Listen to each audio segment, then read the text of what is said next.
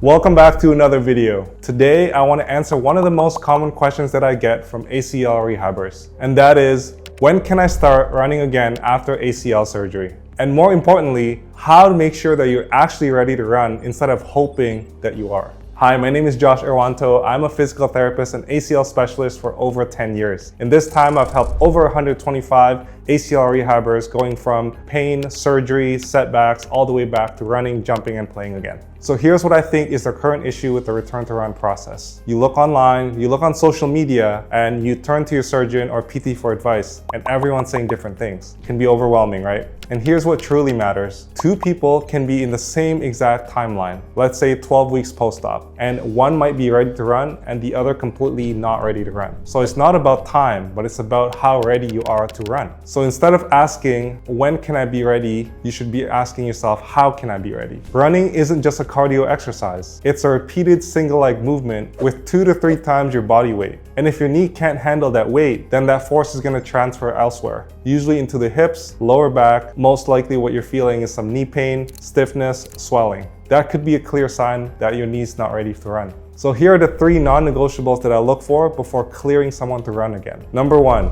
normal walking. I know that sounds super basic, but if you're unable to walk normally with full extension and a good gait cycle, then you're not ready to run. Adding running and repeated single leg work on top of that will just make the patterns worse. So if you already have a bad foundation starting off with walking, then adding running on top of it will just amplify the bad patterns. Second, single leg strength and stability. So I've made previous videos on this and I'll link it in the description with a full checklist of what I use with my clients. But you're gonna need single leg strength, control, and stability. What that means is you've got to be able to train your hips, knees, and ankles to do the work, because those are going to be the primary joints and muscles that's going to be helping you with running. Usually I look for single leg squats, single leg RDLs, single leg calf raises. If you're unable to do at least 20 reps of these with good control, then the chances of you running is going to be much lower. And third, single leg hopping. So another important part of running is being able to leave the ground and absorb the load as you come down. So you've got to learn how to hop on one leg